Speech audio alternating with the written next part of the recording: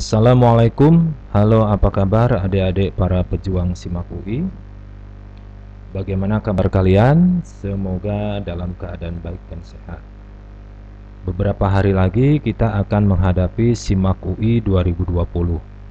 Nah, adik-adik sudah tahu kan tingkat kesulitan soal SIMAK yang di atas rata-rata? Namun hal itu akan dengan mudah dilalui kalau kalian mempersiapkan diri dengan baik. Pada video kali ini akan dibahas soal SIMAK UI tahun 2019, soal matematika IPA, supaya kalian bisa melihat gambaran seperti apa soal SIMAK UI itu dan bagaimana cara menyelesaikannya. Tentunya kalian sudah nggak sabar menyimak video ini kan? Nah, tidak ada salahnya kita subscribe dulu ya. Oke, kakak ucapkan terima kasih untuk yang like dan subscribe video ini. Baik, kita mulai saja dengan pembahasan soal yang pertama.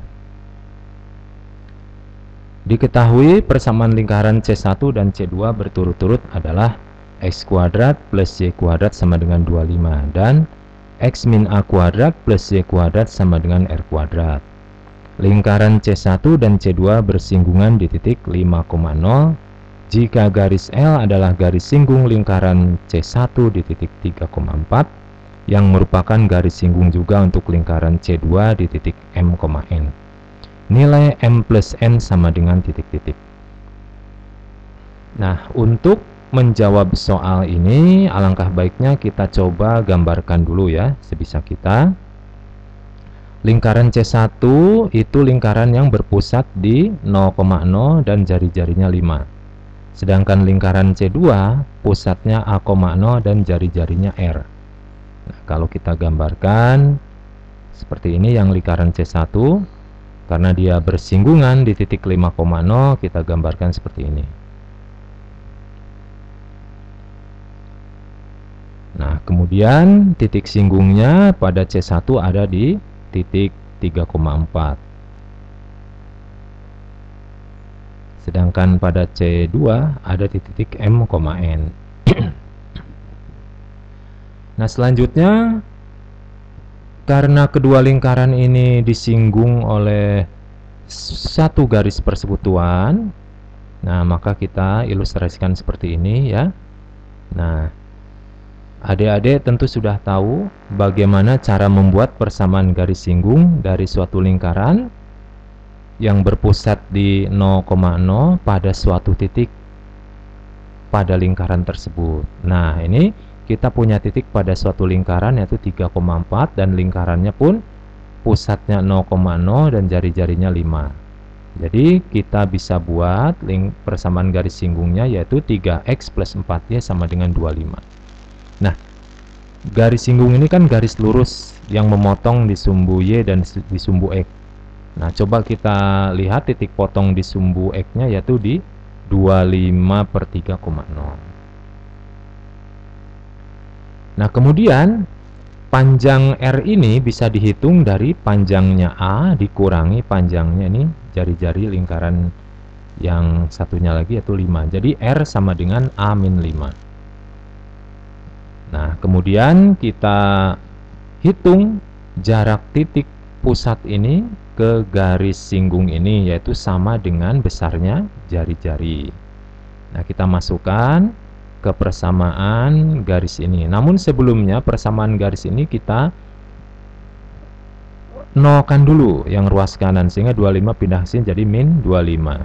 Nah, kemudian baru setelah itu kita substitusikan A,0 ini ke persamaan garisnya ini menjadi 3A 3 kali A plus 4 kali 0 min 25 per akar 3 kuadrat plus 4 kuadrat.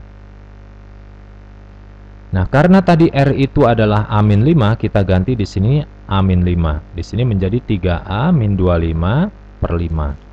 Nah, kalau ini dikurung dengan tanda mutlak, itu artinya dia punya nilai positif dan negatif. Nah, oleh karena itu akibatnya nilai A pun menjadi 2. Yang pertama hasilnya A-nya 0, yang kedua hasilnya 25/4. Nah, sekarang kita pilih salah satu. Kalau A-nya 0, ini tidak mungkin. Kenapa? Karena kalau A-nya dipilih 0, maka lingkarannya bukan seperti ini lagi. Yang dikehendaki adalah lingkaran yang pusatnya di sumbu X. Berarti yang kita pakai adalah 25/4. Setelah kita temukan 25/4, kita kembalikan ke sini untuk mencari R. Nah, dengan demikian R-nya kita dapatkan 25/4 dikurangi 5. Hasilnya adalah 5/4. Nah, kita lihat pada gambar di atas, ini sebuah segitiga. Ada segitiga yang berimpit, yaitu segitiga ABC dan segitiga OBD. Nah, dari situ kita pakai prinsip kesebangunan. Ini kita belum tahu berapa sih perbandingan antara segitiga kecil ini dengan segitiga besar. Nah, kita hitung dulu dari perbandingan antara DC dan DB. Nah, perbandingan DC dan DB ini digunakan untuk mencari koordinat MN ini. Nah, karena DC dan DB ini adalah sisi yang bersesuaian dengan OA dan OB, maka kita hitung perbandingan dari OA dan OB. OA-nya adalah tadi 25/4, OB-nya adalah 25/3, sehingga dihasilkan 3/4.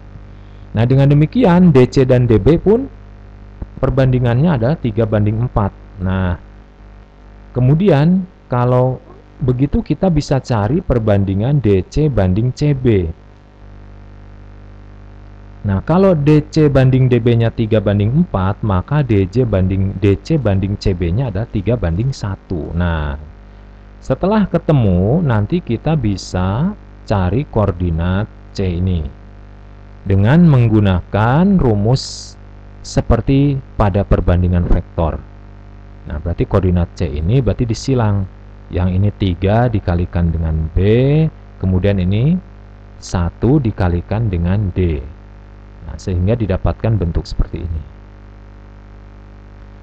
Koordinat C kita hitung dengan 3 kali koordinat B-nya 25/3,0 tambah 1 kali 3,4 dibagi 4, sehingga didapatkan koordinat MN-nya adalah 7,1. Nah, dari sini berarti jelas M-nya 7, N-nya 1. Nah, ini dari soal meminta jumlah dari M tambah N. Nah, kita jumlahkan saja. Berarti 7 tambah 1 adalah 8. Jawaban yang tepat di sini adalah D. Nah, itu nomor 1 ya adik-adik ya. Baik, jelas ya. Kita lanjutkan dengan pembahasan soal nomor 2. Jika grafik fungsi kuadrat f(x) sama dengan a min akar 2x kuadrat plus a min akar 2x plus a min 1 selalu berada di bawah sumbu x untuk a kurang dari m. Nah, maka nilai 3m berapa? Nah, di sini ada informasi penting bahwa dia itu fungsi kuadrat itu grafiknya harus selalu di bawah sumbu x untuk nilai a tertentu. Jadi kalau kita gambarkan ini sumbu x, kemudian ini kurva parabolanya, dan ini bentuk kurva parabola secara umum. Fungsinya f(x) sama dengan ax kuadrat plus bx plus c. Nah, kalau dia selalu berada di bawah sumbu x, ini berarti grafiknya harus selalu menghadap ke bawah. Dan dia juga tidak pernah memotong sumbu x. Berarti syaratnya ada 2, yaitu A-nya kurang dari 0 dan diskriminannya kurang dari 0. Nah, ingat adik-adik ya, A di sini tidak ada hubungannya dengan A yang di sini. Nah, A ini adalah koefisien dari x kuadrat, sedangkan koefisien x kuadrat di sini A min akar 2.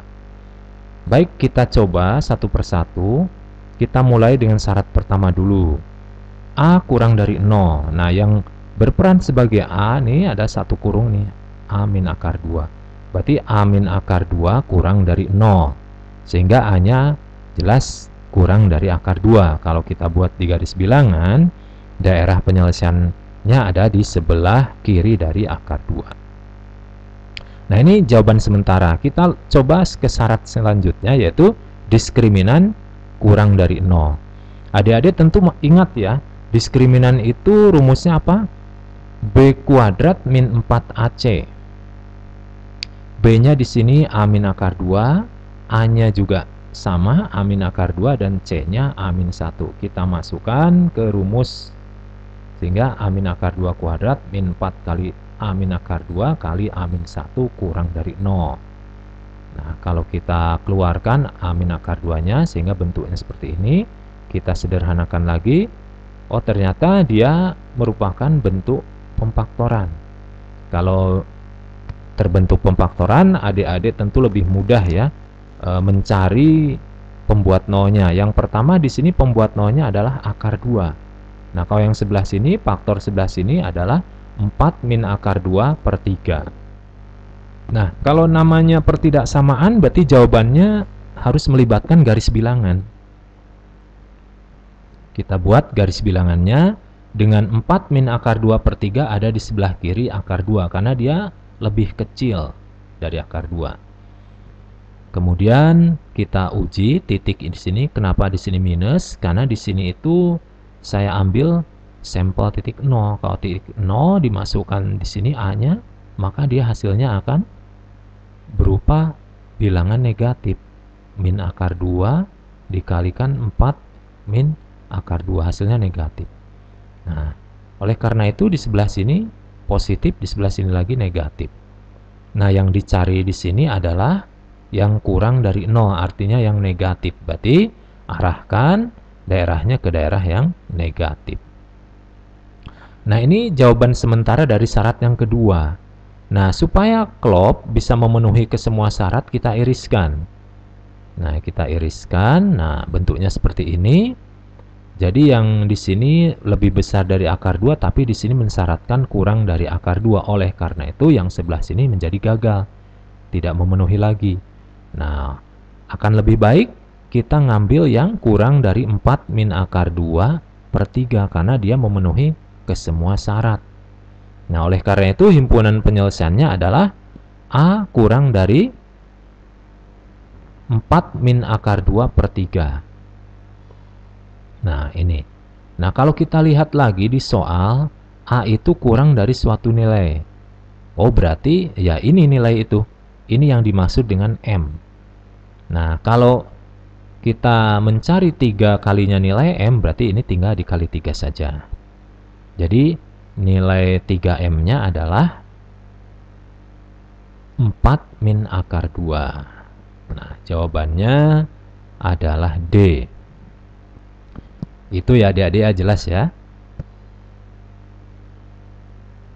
Baik, kita lanjutkan lagi dengan pembahasan soal nomor 3.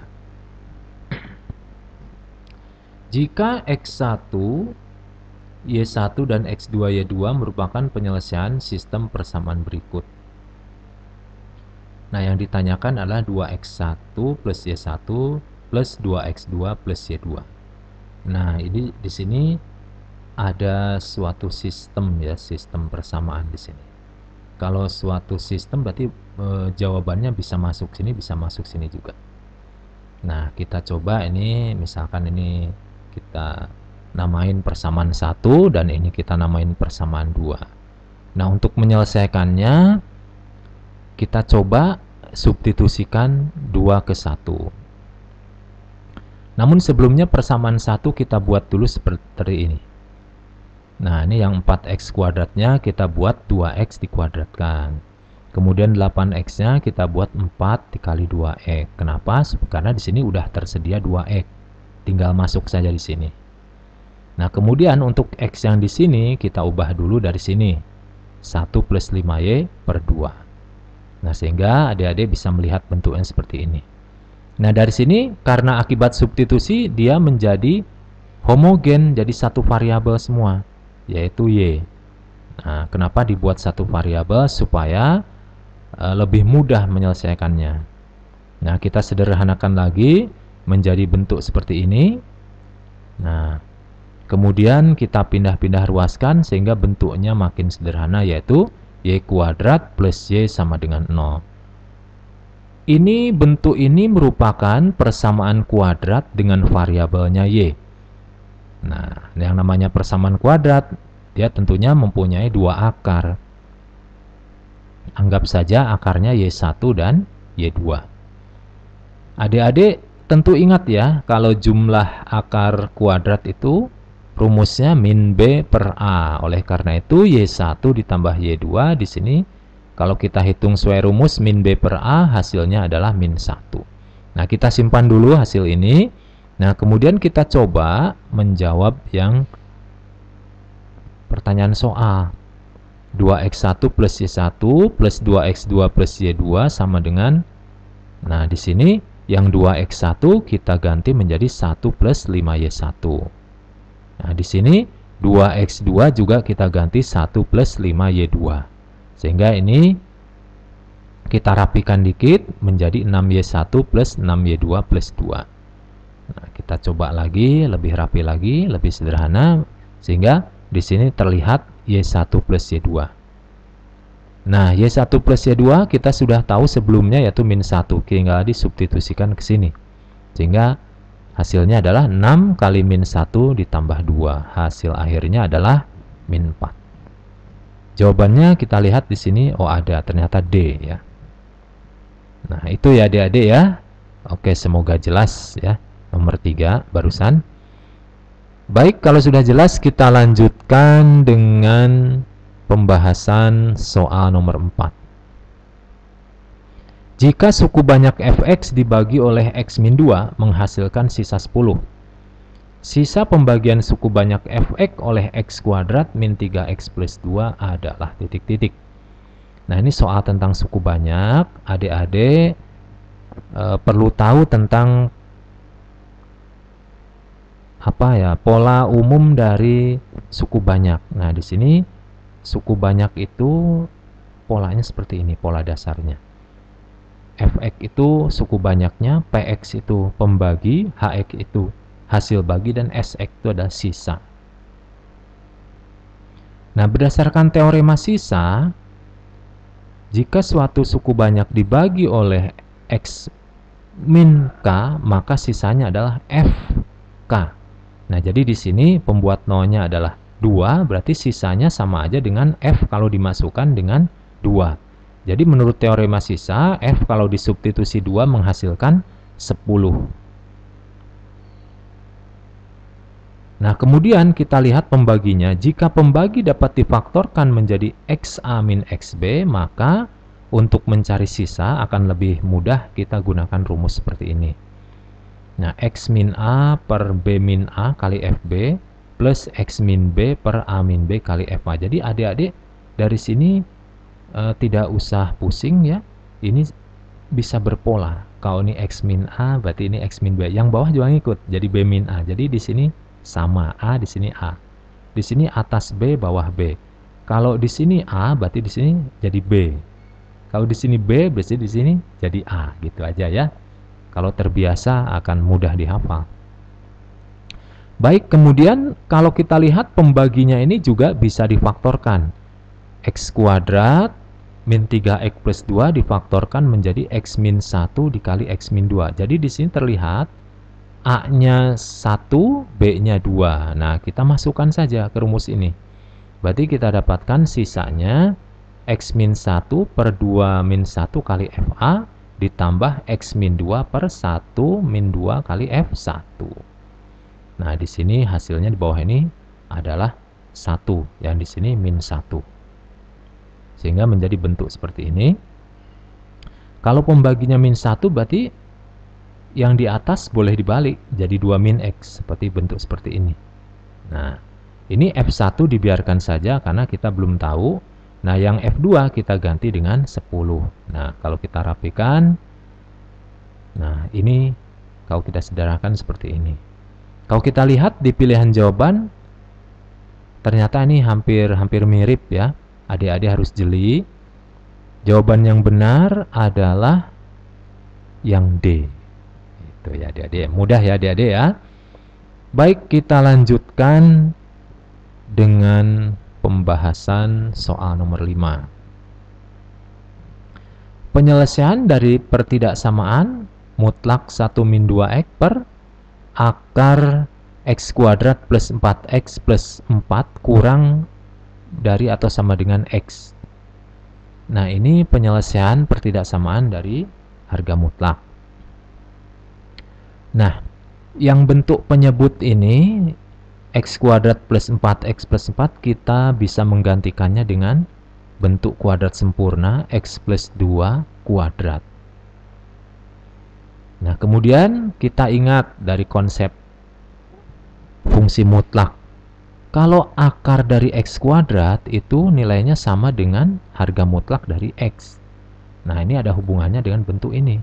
Sehingga akar dari X plus 2 kuadrat itu kita boleh rubah ke dalam mutlak dari X plus 2. Nah, ini ada fungsi mutlak, di bawah juga fungsi mutlak. Dia kurang dari suatu fungsi yang lain yang bukan mutlak. Nah, ini syaratnya adalah X-nya harus lebih besar dari 0 dan X-nya tidak boleh negatif 2. Nah, kenapa syaratnya harus lebih besar dari 0? Karena mutlak dibagi mutlak tuh hasilnya positif. Di ruas kiri ini hasilnya positif. Nah, berarti ini harus dipastikan positif pula. Nah, ini masih terbuka, bisa positif, bisa negatif. Karena tidak dikurung oleh tanda mutlak. Nah, kalau seandainya dia positif, aman. Tapi kalau seandainya dia negatif, ini akan rancu. Nah, baik, untuk bentuk yang seperti ini, ada rumus yang bisa ringkas menyelesaikannya. Nah, kalau bentuknya seperti ini, kita punya pola. Jadi A plus BC dikali A min BC. Ini tanda ini menyesuaikan seperti tanda yang di soal. Kalau misalkan ini lebih besar, di sini ngikut lebih besar, gitu ya. Kalau di sini seperti ini, berarti ini juga sama ngikut. Nah, di sini syaratnya B tidak boleh 0. Baik, kita lanjutkan, kita terapkan di rumus ini. Sehingga ini kita anggap sebagai A, ini kita anggap sebagai B, dan ini adalah C. Nah, adik-adik bisa melihat ya, ini A plus BC, di sini A min BC, kurang dari 0, kurang dari tandanya saya sinkronkan seperti yang di soal. Kemudian kita sederhanakan menjadi X kuadrat plus min X kuadrat min 4X plus 1. Nah, ini bentuk ini pemfaktoran dari persamaan kuadrat ya. Nanti kita bisa faktorkan lagi. Cuman nanti kalau kita memfaktorkan yang koefisiennya negatif akan kesulitan. Nah, oleh karena itu kita kalikan negatif 1. Nah, kalau dikalikan negatif 1, hati-hati ini tandanya jadi terbalik. Nah, menjadi seperti ini. Nah, oke, kalau udah bentuknya seperti ini, kita coba faktorkan. Oh, ternyata yang sebelah kiri itu tidak bisa difaktorkan. Kenapa? Karena dia adalah berupa definite positif. Definite positif itu nilai apapun, berapapun X-nya, kalau dimasukkan ke sini selalu menghasilkan positif. Nah, oleh karena itu, faktornya himpunan penyelesaiannya tergantung dari faktor yang sebelah sini. Jadi kita cukup membuktikan faktor yang ini. Kalau ini udah pasti positif, berarti ini kita harus membuatnya menjadi positif. Karena apa? Ini yang diinginkan adalah positif. Berarti positif dikali suatu bilangan hasilnya harus positif. Maka ini bilangan ini harus positif. Ya. Baik, berarti X kuadrat plus 4X min 1 harus positif. Nah, kita faktorkan. Nah, kalau ini kita faktorkan, akarnya akan menjadi akar irasional. Sehingga untuk memudahkannya, adik-adik bisa memakai rumus ABC itu ya. Nah, kalau kita faktorkan bentuknya seperti ini. X min 2 min akar 5 dikali X min 2 plus akar 5. Nah, dari sini kita dapatkan yang pertama, X-nya min 2 min akar 5 dan min 2 plus akar 5. Ini diletakkan di sebelah kiri karena dia lebih kecil. Dan ini kita yakin ini adalah bilangan negatif. Dan ini bilangan positif. Ya. Nah, ingat setiap pertidaksamaan itu bisa melibatkan garis bilangan cara menyelesaikannya. Oke, kita lanjutkan lagi. Kalau di antara bilangan negatif dan positif tentu ada 0. Kalau 0 kita cek, kita uji ke sini, hasilnya adalah negatif 1. Negatif 1 itu berarti negatif di sini. Berarti kita tandai negatif. Sebelah sininya berarti positif. Karena yang dimauin adalah yang positif, maka arahkan panahnya ke daerah positif. Sehingga ini penyelesaian sementaranya ini. Nah, kemudian untuk menyempurnakan himpunan penyelesaian, kita ingat ke syarat ini. Syaratnya X harus lebih besar dari 0. Berarti kita bendung lagi dengan syarat. Nah, sehingga bentuknya seperti ini. Oh, berarti yang tadi, yang kurang dari min 2 min akar 5 itu sudah tidak berlaku lagi. Karena sudah tidak sesuai syarat. Nah, oleh karena itu irisan antara syarat dengan jawaban sementara tadi adalah yang lebih besar dari min 2 plus akar 5. Nah, berarti yang saya arsir hijau ini. Itu himpunan penyelesaian yang finishnya. Nah, oleh karena itu himpunan penyelesaiannya adalah X lebih besar atau sama dengan dari akar 5 min 2. Nah, kalau kita lihat di pilihan jawabannya adalah A.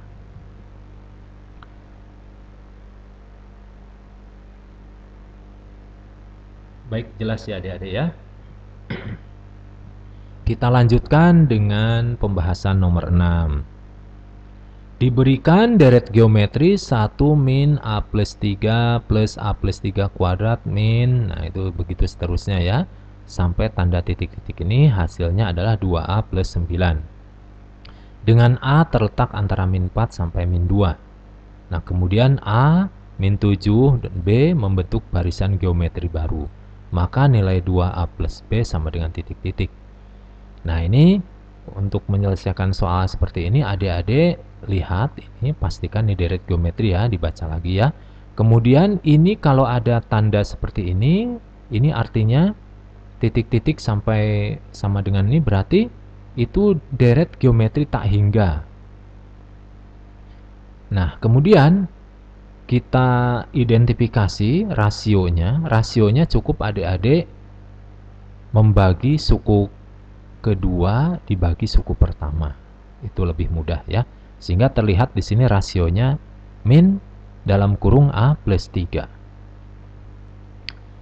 Nah, adik-adik pastinya ingat rumus deret geometri tak hingga.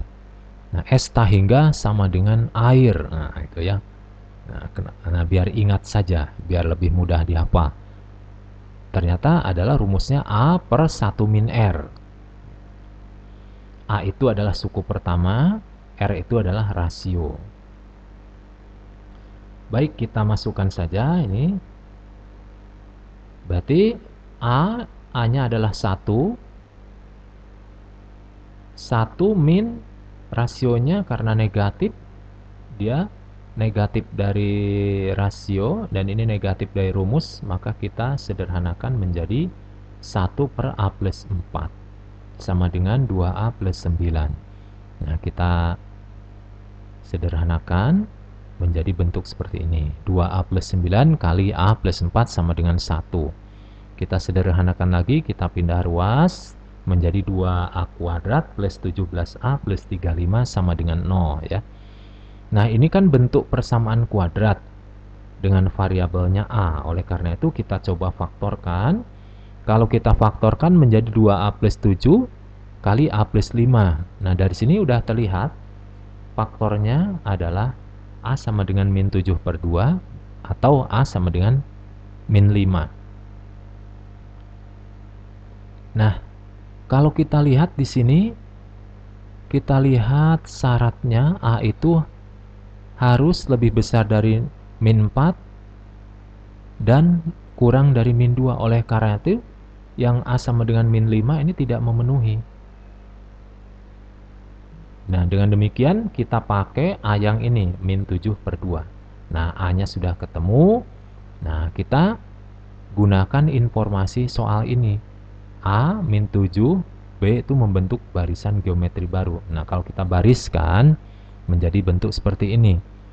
Nah, dari min 7 per 2 ke min 7 itu kan suku pertama, suku kedua. Jadi bisa dihitung rasionya. Dari sini bisa dihitung rasionya adalah 2. Nah, oleh karena itu B pun bisa diketahui dari min 7 dikali rasionya tadi. Sehingga dihasilkan R-nya 2 dan B-nya min 14. Nah, kalau di sini A-nya sudah ketemu, B-nya sudah ketemu, maka kita substitusikan ke sini. Jadi 2A plus B adalah 2 kali min 7 per 2 min 14. Hasilnya adalah min 21. Jawabannya adalah E. Itu ya adik-adik ya. Semoga jelas ya. Baik, kita lanjutkan dengan pembahasan soal nomor 7. Jumlah semua nilai X yang memenuhi persamaan 6 cos X min 2 cos X sin 2X min 4 cos kuadrat X plus 4 sin 2X min 2 sin X min 2 sama dengan 0. Untuk X-nya lebih besar dari min pi per 2 dan lebih kecil dari pi. Nah, ini berarti kalau persamaan trigonometri ini adik-adik perlu tahu rumus-rumus pentingnya ya. Nah, di sini saya gunakan rumus sudut rangkap dari sinus. Sin 2x sama dengan 2 sin x cos x. Nah, oleh karena itu nanti sin 2x di sini kita rubah ke dalam 2 sin x cos x. Nah, menjadi bentuk seperti ini. Nah, kemudian ini terlihat agak panjang. Kita sederhanakan lagi menjadi bentuk seperti ini. Nah, ini menjadi 6 cos X min 4 sin X kali cos kuadrat X min 4 cos kuadrat X plus 6 sin X cos X min 2 sin X min 2 sama dengan 0. Tapi ini masih terlihat agak panjang ya. Nah, kita singkat aja ya. Menjadi 6C min 4SC kuadrat min 4C kuadrat plus 6SC min 2S min 2. Nah, bentuk seperti ini kita usahakan harus dibuat dalam bentuk faktor. Nah, kita buat di sini menjadi bentuk seperti ini. Nah, terlihat di sini S plus 1, S plus 1, S plus 1. Nah, kita keluarkan S plus 1-nya. Nah, kita kalikan dulu di sini jadi min 1 ya, sehingga berubah jadi bentuk seperti ini bawahnya. Nah, kemudian baru kita keluarkan 2S plus 1 di sini dikali 2C kuadrat min 3C plus 1 sama dengan 0. Nah, ini yang satu sudah terbentuk sederhana. Nah, di sini kita faktorkan lagi. Sehingga bentuknya menjadi seperti ini. Nah, ini sudah bagus, jadi bisa terlihat pembuat nolnya. Dari sini kita bisa dapatkan S-nya adalah min 1. Dari sini kita dapatkan S-nya adalah setengah. Dan dari sini kita dapatkan S-nya adalah 1. Nah, S itu mewakili sin, C itu cos ya. Jadi dari sini kita dapatkan sin X-nya adalah min 1. Nah, kita lihat sin X yang harganya min 1 pada interval ini untuk X berapa saja. Nah, X-nya yang dipenuhi adalah X-nya min pi per 2. Ini masih masuk karena dia ada sama dengan di sini. Kemudian C-nya sama dengan setengah. Oh, C itu berarti cos. Cos X sama dengan setengah. Nah, harga kosinus X yang setengah pada interval ini berapa saja? Nah, berarti negatif 60 dan positif 60 masih masuk di sini. Berarti jawabannya ada 2. Kalau kita bentuk dalam radian, X-nya berarti min pi per 3 dan pi per 3. Nah, kita lanjutkan lagi. Kalau yang ini C sama dengan 1, berarti harga kosinus X-nya sama dengan 1. Nah, harga cos X yang nilainya 1 pada interval ini adalah dipenuhi untuk X-nya sama dengan 0 derajat. Nah, kalau kita tulis dalam radian juga X sama dengan 0. Nah, ini ada 4 nilai X yang memenuhi di persamaan ini untuk interval ini. Nah, kalau soal mintanya jumlah semua nilai X. Kalau kita jumlahkan, ini nilai X-nya Berarti kita jumlahkan saja min pi per 2 ditambah pi per 3 min pi per 3 tambah 0, hasilnya adalah min pi per 2. Ini dicoret. Nah, jadi yang tersisa ini, jadi min pi per 2. Nah, jawaban akhirnya adalah A. Itu ya. Jadi di soal ini adik-adik perlu keahlian untuk memfaktorkan ya adik-adik ya. Nah, tapi kalau adik-adik berlatih insya Allah bisa. Kita lanjutkan lagi dengan pembahasan soal nomor 8. Ini soal tentang limit. Jika limit X mendekati 2 untuk suatu fungsi X itu harganya 3, maka nah ini soal meminta mencari bentuk limitnya ini. Nah, supaya bisa menjawab soal limit ini, alangkah baiknya kita sederhanakan dulu ya. Kalau kita misalkan P-nya sebagai fx. Nah, kalau limit fx, x yang mendekati 2, berarti limit P-nya harus mendekati 3. Karena di soal di sini fx-nya harganya 3 kalau x yang mendekati 2. Nah, kita tulis lagi bentuknya seperti ini, kita ganti menjadi P biar terlihat bentuknya lebih enak. Nah, kemudian berdasarkan sifat limit ini bisa dipecah menjadi bentuk perkalian. Di sini saya pisahkan yang P menjadi satu limit sendiri, yang X menjadi satu limit sendiri. Nah, untuk yang X kita bisa langsung mensubstitusikan nilainya. Nah, untuk yang P ini kalau dimasukkan 3, ini hasilnya 0 per 0. Kita bisa menyederhanakannya kembali dengan cara memfaktorkan.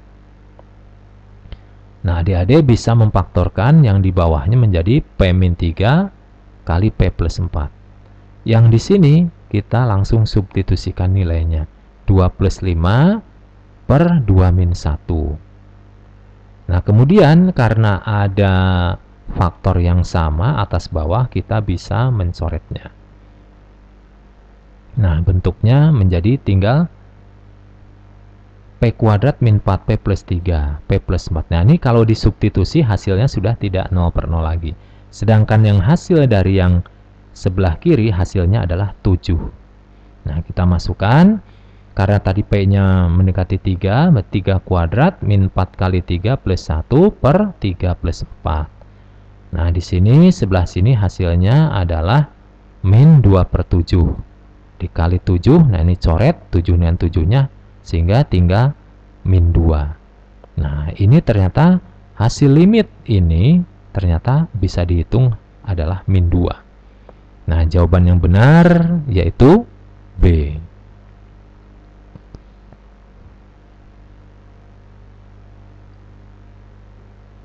Baik, kita lanjutkan dengan pembahasan soal nomor 9. Jika integral dari A sampai B untuk f aksen X kali fx dx sama dengan 10 dan fa sama dengan 2 plus fb, maka nilai fb sama dengan titik-titik. Nah, ini soal integral. Adik-adik sudah tahu kan konsep integral itu berkaitan dengan turunan ya. Kalau turunan suatu fungsi X terhadap X, maka kita tulis f aksen X. Nah, dengan demikian dfx itu menjadi f aksen X kali dx. Nah, di sini saya letakkan fx-nya di depan, f aksen X berdekatan dengan dx, sehingga bentuknya menjadi seperti ini.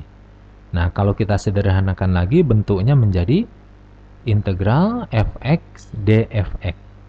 Nah, ini berarti anggap saja ini misalkan PDP. Nah, ini menjadi mudah. Jadi fx itu anggap saja suatu variabel ya. Nah, kalau mengintegralkan bentuk ini, maka integralnya seperti ini hasilnya. Setengah f kuadrat x. Nah, kita masukkan batas atas dan batas bawahnya. Nah, sehingga bentuknya seperti ini. 10 sama dengan setengah kali F kuadrat B min F kuadrat A. Ini kita kalikan 2 sehingga ruas kanan, ruas kiri menjadi 20. Nah, ini kita uraikan kembali menjadi FB plus FA dikali FB min FA. Kemudian FB min FA kita ganti menjadi min 2. Nah, kenapa ini? Nah, dari informasi soal ini.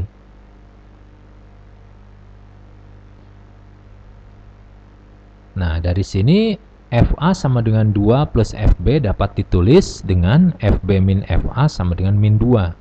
Nah, dari sini kalau ini diketahui min 2, maka FB plus FA dapat dihitung, yaitu hasilnya min 10. Nah, di sini kita dapatkan dua persamaan ya, FB plus FA sama dengan min 10 dan FB min FA sama dengan min 2. Nah, karena yang dicari hanya FB, maka kita lakukan eliminasi. Yang dieliminasi tidak perlu dua-duanya, tapi cukup A-nya saja supaya didapatkan FB-nya. Nah, kalau FA-nya dieliminasi di sini tinggal dijumlahkan saja, ini menjadi min 12, ini 2 FB, sehingga FB-nya adalah min 12 dibagi 2, yaitu min 6. Nah, kita lihat di pilihan jawaban, jawabannya adalah C. Baik, itu ya adik-adik ya, kita lanjutkan dengan pembahasan soal nomor 10. Diketahui kubus ABCD EFGH dengan panjang rusuk 2. Titik P, Q, R, dan S berturut-turut adalah titik tengah dari EH, FG, AD, dan BC. Jika PQRS dan ACH berpotongan di garis MN, perbandingan luas AMN dengan luas permukaan kubus adalah titik-titik. Nah, untuk menyelesaikan soal dimensi 3 ini, tentunya kita harus gambarkan dulu. Nah, kita misalkan di sini kubusnya ya. Nah, kemudian kita gambarkan titik-titik tengahnya, yaitu P, Q, R, dan S. Nah, kita gambarkan juga bidang PQRS. Kemudian kita gambarkan lagi bidang ACH. Jadi kita hubungkan titik A, titik C, dan titik H menjadi bentuknya seperti ini. Nah, antara dua bidang yang berpotongan itu selalu membentuk suatu garis potong. Nah, di sini garis potongnya kita bisa gambarkan di sini adalah garis ini.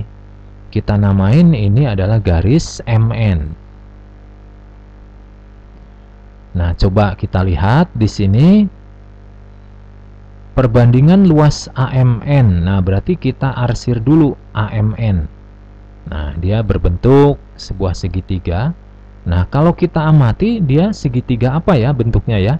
Nah, kita lihat di sini panjang AM adalah setengah dari diagonal sisi. Begitu pula dengan AN. Nah, berarti AM sama dengan AN. Nah, kemudian kita lihat, oh ternyata MN-nya pun sama. Nah, berarti kalau ketiga sisinya sama, berarti dia adalah segitiga sama sisi. Nah, kita hitung dulu panjang AM berapa?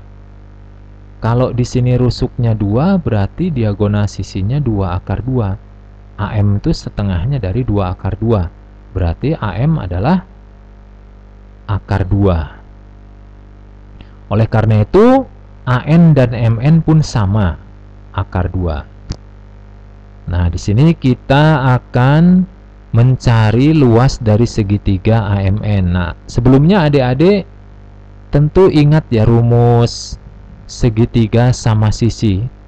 Ada rumus praktis. Luas segitiga sama sisi adalah sisi kuadrat akar 3/4. Adapun luas permukaan kubus 6 kali rusuk kuadrat. Kita hitung saja di sini. Luas AMN dibagi luas kubus, sini akar 2 kuadrat kali akar 3 bagi 4 dibagi dengan 6 kali 2 kuadrat. Nah, akar 2 dikuadratkan menjadi 2. Sehingga bentuknya seperti yang di bawah ini. Nah, di sini hasil yang sudah sederhana adalah akar 3/48. Jadi kita dapat menyimpulkan perbandingan luas AMN dibanding luas permukaan kubus adalah akar 3/48. Kita lihat pilihan jawabannya di sini ada ya, yaitu D. Itu ya adik-adik ya, semoga bisa dipahami. Baik, kalau gitu kita lanjutkan dengan pembahasan nomor 11. Diketahui kubus ABCD EFGH dengan panjang rusuk 6. Jika titik P adalah titik tengah rusuk AB, jika titik Q adalah titik perpotongan BE dan PF, jarak antara titik Q dan titik C adalah titik-titik. Nah, kita gambarkan dulu di sini kubusnya. Kita gambarkan juga di sini titik P, pertengahan garis AB. Kemudian kita gambarkan lagi BE. Kemudian kita gambarkan juga PF. Nah, kemudian titik potong antara BE dan PF itu membentuk titik, yaitu titik Q. Nah, kalau kita mau menghitung jarak titik Q dan titik C, berarti kita harus cari dulu panjang QB ini. Nah, bagaimana kita mencari panjang QB? Nah, kita pindahkan dulu bentuk ini ya, supaya lebih mudah.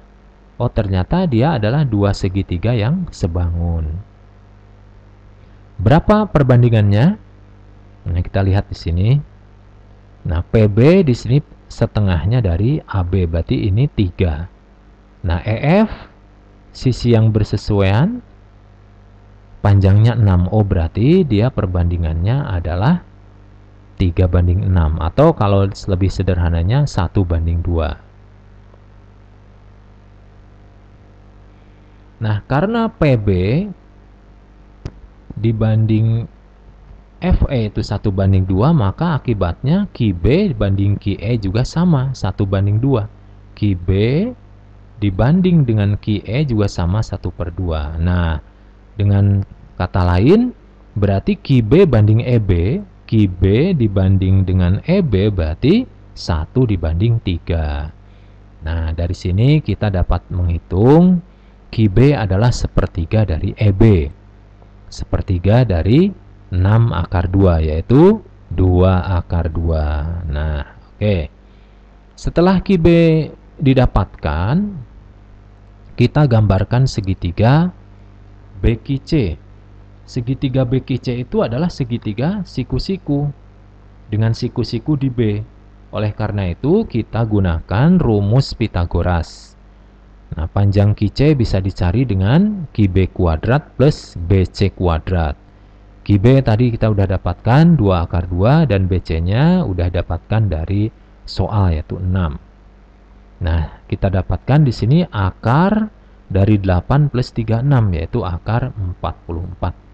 Nah, kalau kita keluarkan 4 di sini berarti tinggal 11. Ini sama aja dengan akar 4 kali akar 11. Akar 4-nya berubah jadi 2. Jadi hasilnya adalah 2 akar 11. Sehingga jawabannya adalah C. Oke adik-adik ya, kita lanjutkan dengan pembahasan soal nomor 12. Diketahui P dan Q adalah akar-akar persamaan kuadrat AX kuadrat min 5X plus C sama dengan 0, dengan A-nya tidak sama dengan 0. Jika P, Q, dan 1/8 PQ membentuk barisan geometri dan A log 18 plus A log P sama dengan 1, maka nilai A plus C sama dengan titik-titik. Nah, ini gabungan dari konsep persamaan kuadrat, konsep logaritma, dan juga konsep barisan geometri ya. Nah, untuk menjawab soal ini adik-adik perlu tahu ketiga konsep itu. Nah, di sini disebutkan PQ kan akar-akar persamaan kuadrat ini. Jadi, kalau jumlahan akarnya kan rumusnya min B per A. Jadi min 5 per A, jadi 5 per A. Kemudian hasil perkalian akarnya rumusnya C per A. karena C-nya masih berbentuk variabel ya, masih berbentuk nilai yang belum diketahui, maka ini ditulis apa adanya dulu seperti ini. Nah, kemudian kita lanjutkan dari konsep barisan geometri ini. Kalau di sini ada 3 barisan geometri, berarti kita pakai konsep suku tengah ya. Jadi kalau yang di tengah ini dikuadratkan sama dengan perkalian yang bilangan yang mengapitnya. Kalau dia barisan geometri. Nah, berarti hasilnya Q kuadrat sama dengan P kali 1/8PQ. Nah, di sini P-nya bisa kita coret, berarti menjadi Q kuadrat sama dengan 1/8Q. Nah, kalau kita kalikan dengan Q, kedua ruas, berarti menjadi Q pangkat 3 sama dengan 1/8. Nah, dari sini adik-adik bisa menghitung, berarti Q-nya adalah harganya setengah. Nah, kita dapatkan Q-nya setengah ya. Nah, kemudian setelah itu kita gunakan konsep logaritmanya. Kalau ada jumlahan logaritma ini berarti kita bisa mengalihkan numerusnya. Sehingga bentuknya menjadi seperti ini, A log 18P sama dengan 1. Nah, berdasarkan sifat logaritma, ini kalau 1 berarti basis dan numerus itu harus sama. Dari sini kita dapatkan A sama dengan 18P.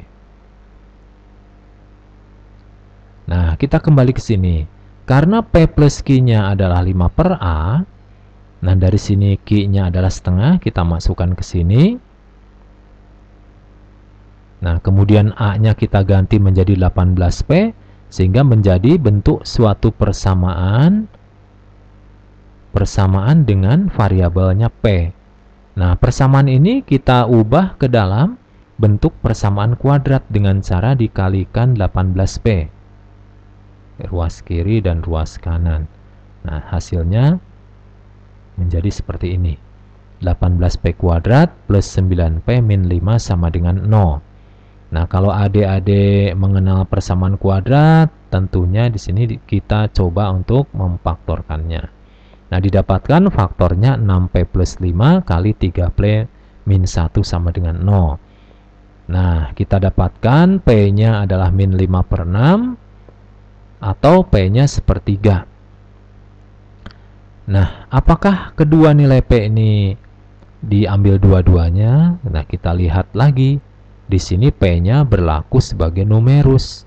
Kalau numerus dari suatu logaritma dia harus murni positif, harus lebih besar dari 0. Oleh karena itu, ini tidak memenuhi. Yang kita pakai adalah P-nya yang 1/3. P-nya sudah ketemu, Q-nya juga sudah ketemu, berarti kita bisa menemukan A-nya. Nah, berarti A-nya itu tadi kan 18 kali P. 18 kali 1/3 hasilnya 6. Nah, yang dicari nilai A plus C. Nah, nilai A plus C kita coba dari ini ya.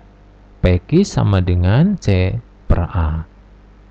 Nah, kita tulis lagi. Berarti kita boleh tuliskan C sama dengan A kali PQ. A-nya 6, P-nya 1/3, Q-nya setengah. Jadi hasilnya kalau dikalikan jadi 1. Nah, yang ditanya soal adalah jumlahan dari A tambah C. A-nya tadi 6, C-nya 1. Sehingga kalau dijumlahkan 6 tambah 1 hasilnya 7. Nah, itu jawabannya adalah E. Baik, itu ya adik-adik ya. Semoga jelas ya. Baik, kita lanjutkan dengan soal berikutnya. Nah, untuk soal nomor 13 sampai dengan 15 ini menggunakan tipe soal dengan petunjuk C. Nah, adik-adik bisa dibaca di sini. Mungkin adik-adik sudah familiar ya. Nah, di sini ada 4 pernyataan yang sudah disajikan oleh soal. Kita hanya mengujinya benar atau salah keempat pernyataan itu. Nah, kalau 1, 2, dan 3 benar, berarti jawabannya A. 1 dan 3 yang benar, berarti B. 2 dan 4 yang benar, berarti C. Kalau hanya 4 saja yang benar berarti D. Kalau semuanya benar berarti E. Nah, dari sini kita tidak perlu menguji keempat pernyataan tersebut. Kalau keempatnya diuji semua akan memakan waktu. Karena kita berkaitan dengan ujian, waktu itu sangat penting ya adik-adik ya. Nah, oke. Nah, di sini di sebelah kanan ini ada diagram sederhana untuk meringkas waktu pengerjaan kita ya. Nah, contoh di sini. Kalau nomor 1 kita uji ternyata benar, kemudian kita uji lagi nomor 2-nya juga benar, nah maka langsung uji saja yang pernyataan 4. Kita bypass yang pernyataan 3, kita lewatin. Kalau pernyataan 4-nya benar, maka kita pastikan jawabannya E. Nah, seandainya kalau pernyataan 4 itu salah, maka hasilnya adalah A. Nah, contoh lagi, kalau misalkan pernyataan 1-nya salah, maka kita uji pernyataan 2-nya. Kalau pernyataan 2-nya benar, maka nggak usah diuji lagi pernyataan 3 dan 4. Langsung saja kita pastikan jawabannya C. Nah, kalau misalkan di sini yang pernyataan keduanya salah, berarti kita langsung saja pastikan itu jawabannya D. Jadi tidak perlu kita menguji keempat pernyataan tersebut ya. Baik ya, paham ya adik-adik ya. Kita lanjutkan dengan pembahasan soal nomor 13 sampai 15. Nomor 13, diketahui vektor U komponennya 1, 0, 2, vektor V min 1, 2, 0, vektor W 3, 1, 1, dan vektor X 6, min 1, 5. Nah, di sini vektor X itu terdiri dari penjumlahan dari ketiga vektor ini, U, V, dan W. Cuman di sini depannya dikalikan skalarnya. Kemudian vektor Y juga kelipatan dari vektor U dengan skalarnya K plus L. Nah, kita coba ya. Pernyataan 1, K tambah L tambah M sama dengan 2. Nah, kita coba terjemahkan dulu yang saya lingkarin ini ya. X sama dengan KU plus LV plus MW. Kita coba hitung. Ini pernyataan 1. Ini vektor X kita tulis dalam bentuk matrik, vektor U juga dalam bentuk matrik, V matrik, W juga matrik ya. Jadi di sini KLM-nya belum diketahui. Kalau kita kali-kalikan sehingga akan terbentuk sebuah SPLTV, sistem persamaan 3 variabel dengan variabelnya K, L, dan M. Nah, ini kalau menyelesaikan SPLTV bisa aja dengan eliminasi, cuman itu akan memakan waktu. Nah, jadi kita lihat kalau di sini M disebutkan semua di 3 persamaan, berarti kita patokannya adalah M. Nah, berarti di sini di persamaan yang kedua kita bawa L dalam bentuk M. Jadi L sama dengan min M min 1 per 2. Kemudian K-nya juga demikian. K sama dengan 5 min M per 2. Nah, dari sini L dan K-nya kita substitusi ke persamaan 1 ini. Sehingga nanti akan terbentuk persamaan linier dengan variabelnya M saja. Nah, dengan demikian bisa kita temukan hasilnya M-nya 1, L-nya min 1, dan K-nya 2. Nah, kita uji pernyataan 1 ini.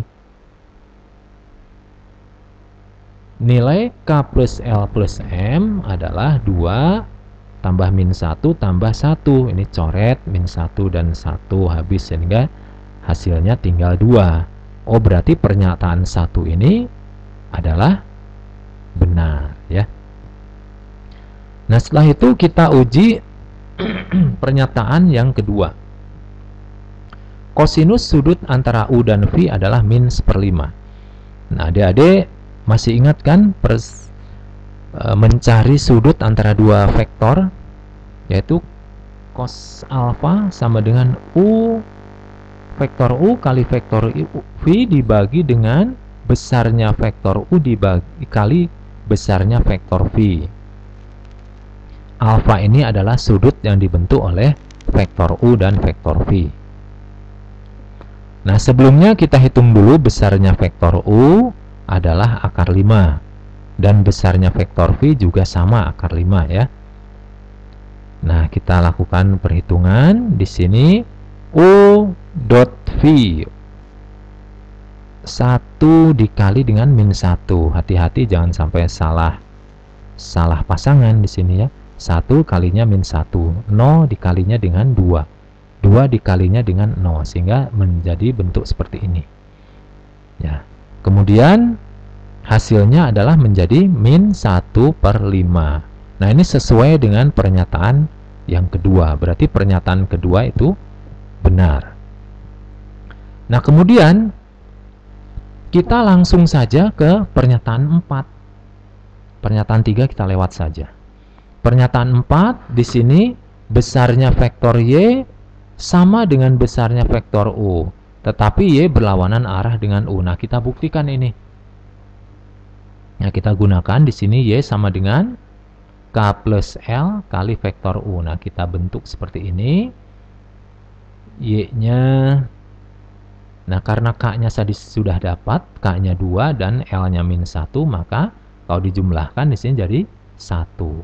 1 dikali vektor U ya sama aja dengan vektor U. Jadi vektor Y di sini sama dengan vektor U. Nah, kalau ada dua vektor yang sama, itu syaratnya besarnya sama dan arahnya pun sama. Nah, kalau di sini besarnya sama tetapi arahnya berlawanan, itu kontradiksi dengan pernyataan yang keempat.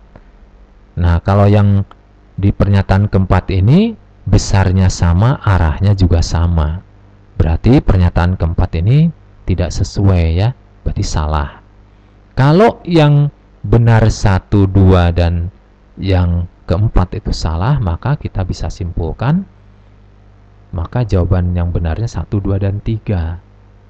Nah, kalau 1, 2, 3 dan benar, 1, 2, 3 benar, berarti jawabannya adalah A.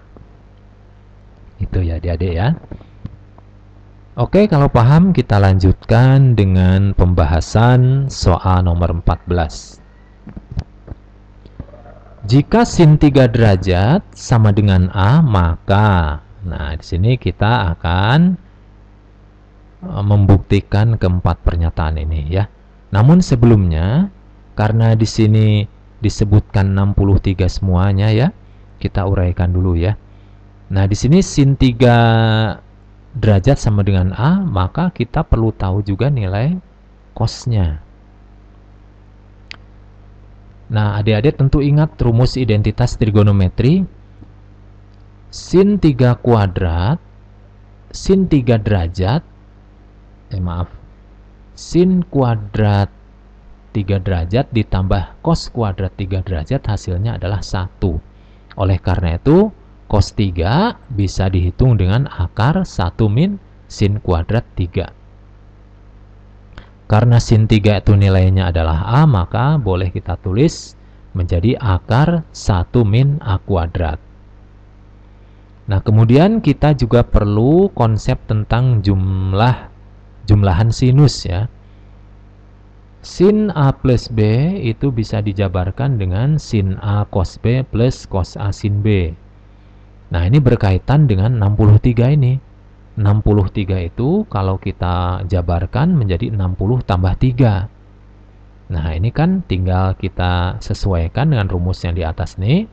Berarti menjadi sin 60 cos 3 plus cos 60 sin 3.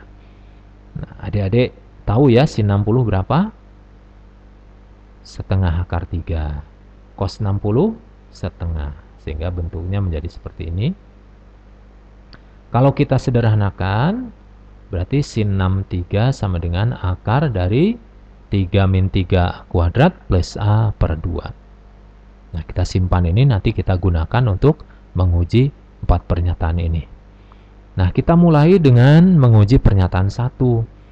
Sin 3 min 2 sin 63 sama dengan akar dari 3 min 3A kuadrat. Nah, di sini sin 3-nya kita ganti menjadi A, sin 63-nya kita ganti menjadi ini ya. Nah, kalau dikali 2 ini habis, sehingga tersisa seperti ini. A min dalam kurung akar 3 min 3A kuadrat plus A. Kalau dilepas kurungnya berarti A di sini habis. A di sini habis. Nah, jadi hasil akhirnya adalah min akar 3 min 3A kuadrat ya. Kalau kita lihat pernyataan pertama, oh berarti tidak sesuai antara hasil jawaban kita dengan pernyataan pertama. Oh berarti disimpulkan pernyataan pertama adalah salah.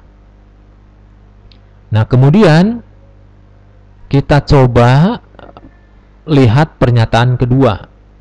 Pernyataan kedua itu 2 sin 63 plus sin 3. Nah, kita uraikan di sini. Nah, sin 63 kita ganti menjadi seperti ini. Kalau dikali 2 berarti ini 2-nya habis ya. Di sini sin 3-nya kita ganti dengan A. Nah, kemudian hasil yang sederhananya adalah 3 min 3A kuadrat plus A plus A.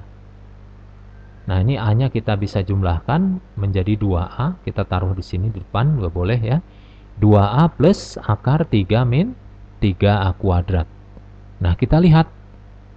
Ternyata sama dengan pernyataan yang di soal. Berarti pernyataan kedua itu benar.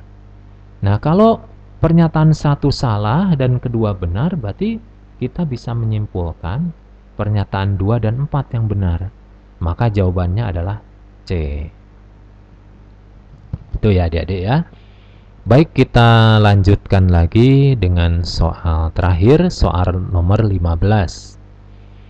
Jika fx sama dengan 2x min 3x pangkat 2/3 dengan x-nya berada pada interval antara min 1 sampai 3, maka nah, ini kita lihat keempat pernyataan ini ya. Nah, kalau kita lihat, ini soal ini berkenaan dengan turunan dan aplikasi turunan ya, nilai stasioner. Nah, kita coba dulu, kita stasionerkan. Nah, kita turunkan dulu di sini. Turunannya dari fx adalah 2 min 2x pangkat min 1/3. Nah, kalau nilai stasioner didapatkan jika turunannya sama dengan 0. Nah, sehingga di sini 2 min 2x pangkat min 1/3 sama dengan 0. Nah, di sini kalau kita pindah ruaskan, di sini jadi 2 sama dengan 2x pangkat min 1/3. Sehingga x yang memenuhi adalah 1. Nah, dari sini kita dapatkan nilai-nilai atau titik-titik kritisnya ya, yaitu batas interval dan nilai stasionernya. Berarti kita uji titik-titik tersebut. Nah, kita coba pernyataan 1 ya. Nah, kita masukkan f-1. Nah, batas awal interval ini dimasukkan ke fungsi asalnya. Nah, kita masukkan, hasilnya adalah negatif 5. Kemudian F1 yang stasionernya kita masukkan ke fungsi asalnya juga. Hasilnya adalah 2 kali 1 min 3 kali 1 pangkat 2/3. 1 dipangkatkan berapapun hasilnya 1. 2 min 3 berarti hasilnya min 1. Nah, kemudian titik kritis yang lain yaitu batas interval yang akhir yaitu 3. Kita masukkan 3 ke dalam fungsi asalnya, menjadi hasilnya 6 min 3 kali akar pangkat 3 dari 9. Nah, kurang lebih ini mendekati min 0,24. Nah, dari sini karena kita akan membuktikan ini pernyataan 1 nilai minimum, berarti di sini yang paling kecil yang dicari. Berarti nilai minimumnya adalah negatif 5. Nah, berarti pernyataan yang pertama benar. Nah, kita uji sekarang pernyataan kedua. Nilai minimum F terjadi saat X sama dengan min 1. Nah, ini nggak perlu panjang lebar lagi. Ini sudah ada jawabannya di pernyataan 1 tadi. Nah, minimumnya kan min 5. Itu terjadi saat X-nya min 1. Berarti pernyataan kedua juga benar, ya. Nah, kemudian kalau pernyataan 1 benar, 2 benar, kita langsung saja ke pernyataan keempat. F turun pada interval antara 0 dan 1. Nah, kita lihat caranya begini. Kalau yang disebut turun itu kan kalau fungsi turunannya itu negatif. Nah, kita coba di sini ya. Pada interval 0,1 ambil sampel X antara 0 dan 1. Nah, kita misalkan ini yang paling mudah adalah X-nya 1/8. Kalau kita tulis dalam bentuk pangkat, 1/8 itu 2 pangkat negatif 3. Nah, ini X pangkat X yang harganya 2 pangkat negatif 3, kita substitusi ke turunannya. Nah, turunannya ke sini. Kalau kita masukkan ke turunannya, nah ini coba kita lihat 2 min 2 kali 2 pangkat min 3 pangkat lagi min 1/3. Nah, ini pangkat dipangkatkan lagi, ini berarti tinggal dikalikan. Min 3 kali min 1/3 hasilnya positif 1. Berarti di sini hasilnya 4. Nah, 2 dikurangi 4 hasilnya negatif 2. Oh, berarti saat diambil sampel antara 0 dan 1 hasilnya min 2. Berarti F aksen X-nya negatif. Maka dari itu dia turun. Nah, jadi F itu turun pada interval 0 sampai 1. Oleh karena itu, pernyataan keempat adalah benar. Kalau 1, 2, dan 4 benar, maka kita juga bisa menyimpulkan 3 juga benar. Berarti jawabannya adalah E. Nah, itu ya adik-adik ya.